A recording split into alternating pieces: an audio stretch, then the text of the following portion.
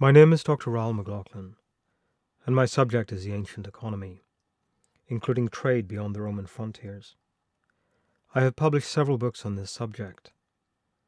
This is an extract from my 2014 book, The Roman Empire and the Indian Ocean. This is part 2. The question is, did plague bring down the Roman Empire? Ancient Chinese and Roman accounts record how a devastating new disease reached their empires in the AD 160s. The sources suggest this was a smallpox pandemic that killed or disabled up to a third of adult males in affected areas. The Chinese military lost 30 to 40% of its frontier army in the first stages of the epidemic. Roman losses at the same time are likely to have been as high or higher, given the practice of communal bathing. In modern scholarship, this outbreak has become known as the Antonine Pandemic. These losses can be placed in the context of previous severe military defeats. One of the greatest losses suffered by Imperial Rome occurred in AD 9 at the Battle of Teutoburg Forest, when 20,000 Roman soldiers were slaughtered by German tribesmen. The Antonine Pandemic would have killed greater numbers than this, and reduced the availability of new recruits who could replace these dead or incapacitated troops. The Roman frontier came under renewed attack shortly after the spread of the Antonine Pandemic. In AD 166, the Roman army confronted German tribes who were attempting to cross the Danube frontier. But the Roman counterattack was hindered as thousands of campaign soldiers succumbed to the disease. As a result, the rich, gold-producing province of Dacia was overrun and occupied by German tribes, supported by mounted Sarmatian warriors from steppe lands near the Black Sea. For the first time in more than 2 centuries, it seemed possible that the frontier defences might fail, and Italy could be overrun by foreign invaders. Rome had lost entire armies in previous battles, but it always had the manpower to quickly restore its losses and reconstitute its fighting forces. But the Antonine Pandemic threatened the long-term reserves of able-bodied manpower available throughout the empire. It also crippled Roman finances, which were reliant on mine production and the taxes imposed on international commerce. The evidence suggests that half of Roman revenues came from commercial taxes and newly mined bullion. An inscription from the gold mining district of Dacia records that in AD 167, a company fund to arrange funerals for mine workers had to stop operating. The text reports that 54 men from the mining town of Laburnum paid regular sums into the funeral college to manage their burial rites. But within a year of the outbreak, only 17 of these individuals remained in the area. This means that nearly 2/3 of the workforce had succumbed to the disease, or simply fled the region.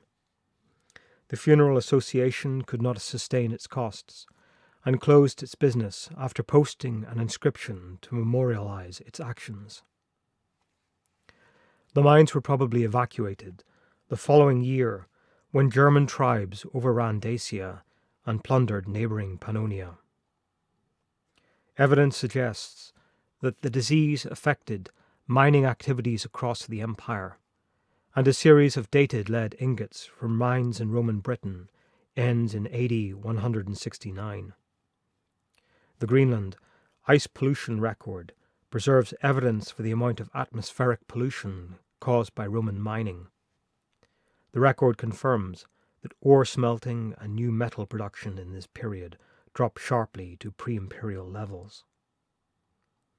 During this period, Iberia, Roman Spain, was subject to raids from North Africa as Moors seized ships and raided overseas territories.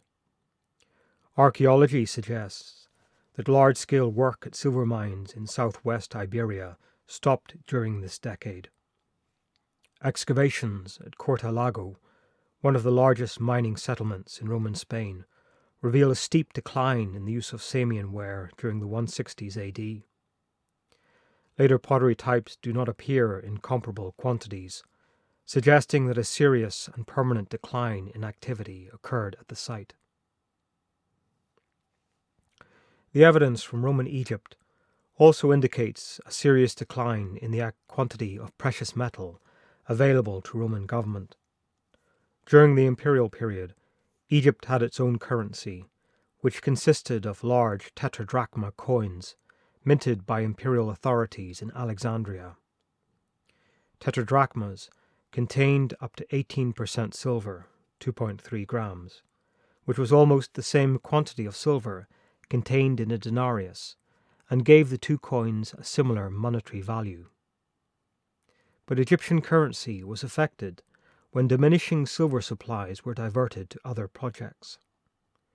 In AD 167, the Alexandrian Mint began producing tetradrachmas that contained half the normal silver content. Analysis of these coins shows greater impurities in the metal, confirming that the usual silver supplies had been interrupted, and the Alexandrian Mint had begun recycling large amounts of older metalwork. In AD 170, the Alexandrian Mint stopped producing new tetradrachma coins, and apart from a limited issue did not resume full-scale minting until the end of the decade. In AD 185, the silver content of newly issued tetradrachmas was again reduced, so that it contained only a quarter of its former silver content. Faced with crisis and declining income, the Roman state could no longer maintain the silver value of its Egyptian currency. As for trade, even the wealthiest merchants were badly affected, including those from the rich city of Tyre on the Phoenician coast. In AD 174, the Tyrian community, trading at the Roman port of Puteoli, wrote to the ruling council in their home city, requesting immediate financial assistance to maintain their station. Many of their associates had died, and the remaining traders could not meet operating costs. That year, the emperor wrote to Athens, giving a leading city council permission to relax its membership criteria. Previous membership had been limited to Athenians with 3 generations of citizen ancestry, but Marcus Aurelius advised that they install any suitable citizen who had free-born parents. In his letter, the emperor acknowledged that many other cities had made special claims for relief, but Athens warranted special consideration due to its prestigious past. Evidence of continued outbreaks of the infection comes from the town of Rhinum, near the Danube frontier. A bronze plaque found at this site gives a membership list for a local temple devoted to Mithras. In AD 183, the Mithraeum lost 5 of its 98 members when there was a fresh outbreak of the disease. Added to this were people who recovered, but with serious disabilities that left them dependent on others or vulnerable to further illnesses. There was a major reoccurrence of the disease in Rome during AD 189, when more than 2,000 people were reported to be dying every day. The Roman military did not restore the Danube frontiers until AD 168. Led by the emperors Marcus Aurelius and Lucius Verus, the legions reclaimed the Danube region, but the mass movement of troops and supplies created new opportunities for the disease to spread. As winter approached, the emperors returned to the city of Aquileia in northern Italy, the command center for the frontier campaign. That winter, the disease spread among the troops confined to their barracks, and doctors had to be summoned from Rome in an effort to alleviate and suppress the infection. Galen reports, "When I reached Aquileia, the infection was at a greater intensity than previous outbreaks. The emperors immediately went back to Rome with a few soldiers, while the majority had difficulty surviving, and most of us perished." En route to Rome, Verus suddenly fell sick and died. He may have become ill, or ingested a preventative remedy that had toxic effects. His death left Marcus Aurelius in sole charge of the Roman regime, and burdened him with great responsibilities. The lone emperor faced the challenge of how to defend an empire depleted of troops and deprived of its organizational capacity by an unrelenting force of nature.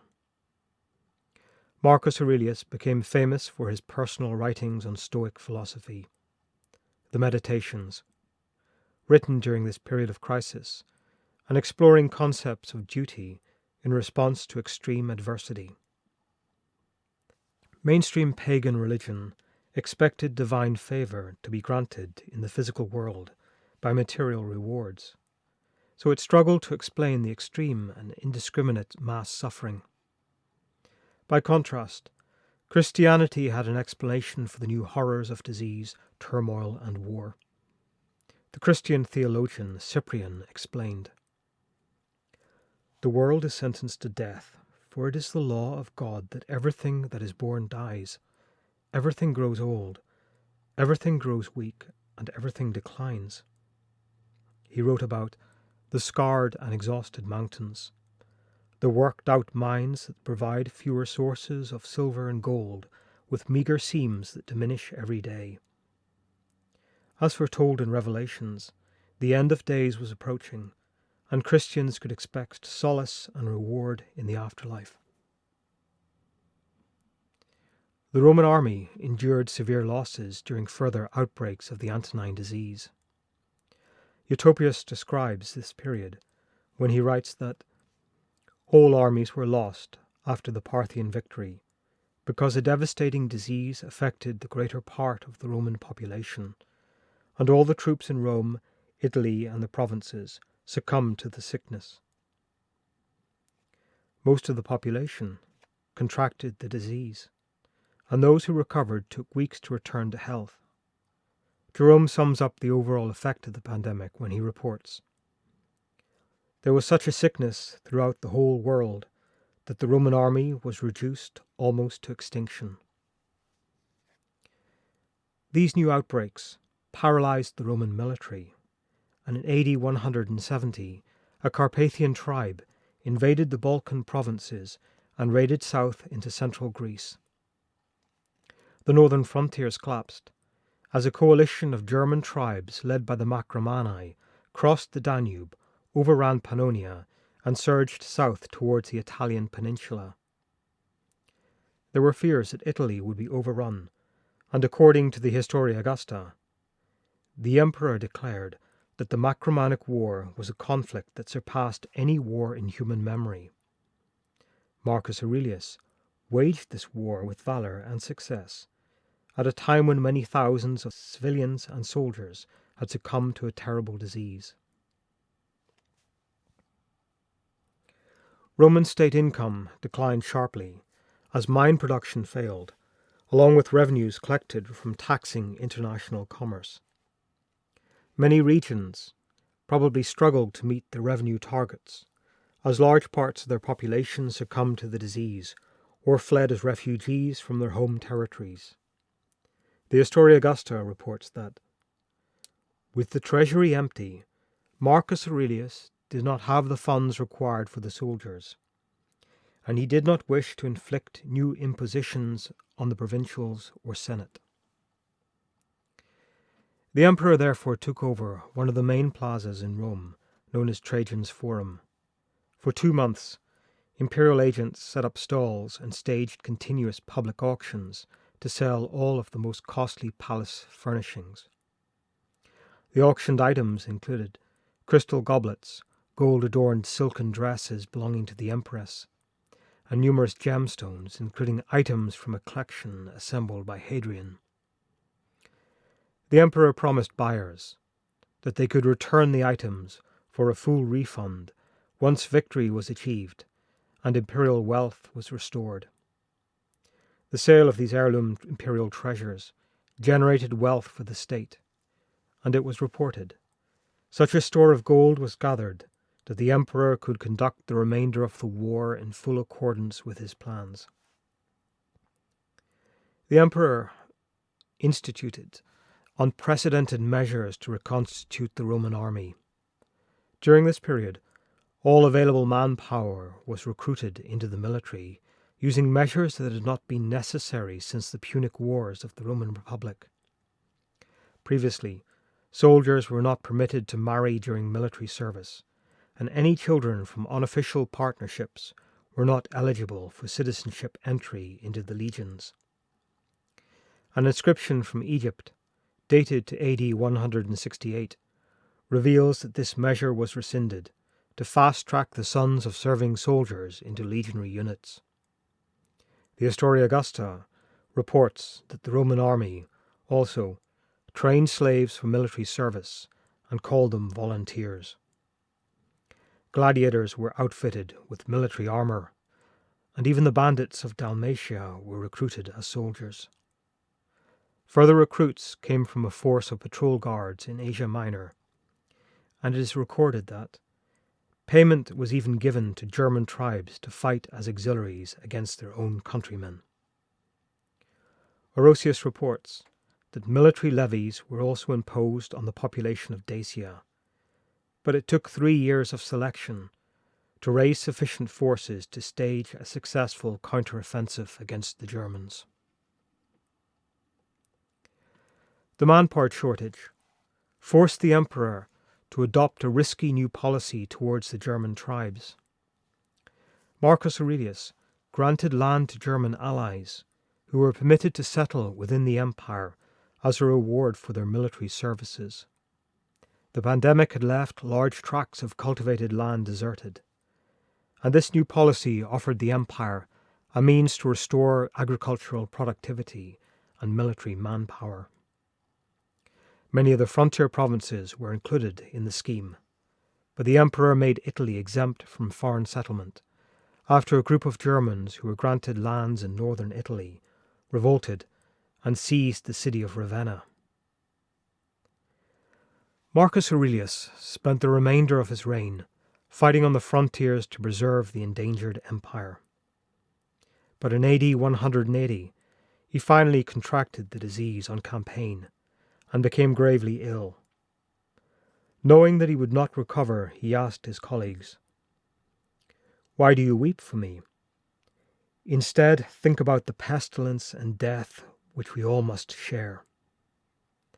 As Marcus Aurelius lay close to death, one of his last acts was to send his son Commodus away from the military camp before the imperial heir had contracted the disease. After negotiating a peace settlement that required handing over large quantities of cash to the leading enemy tribes, Commodus returned to Rome in the autumn of AD 180. The empire was exhausted and never recovered its former revenue wealth and splendor.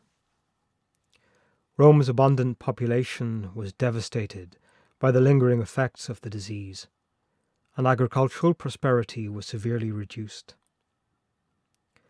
International seaborne commerce was in decline, and the Roman regime was no longer producing a large surplus of bullion wealth. Dio Cassius explains that after the death of Marcus Aurelius, the history of Rome descended from a kingdom of gold to one of iron and rust.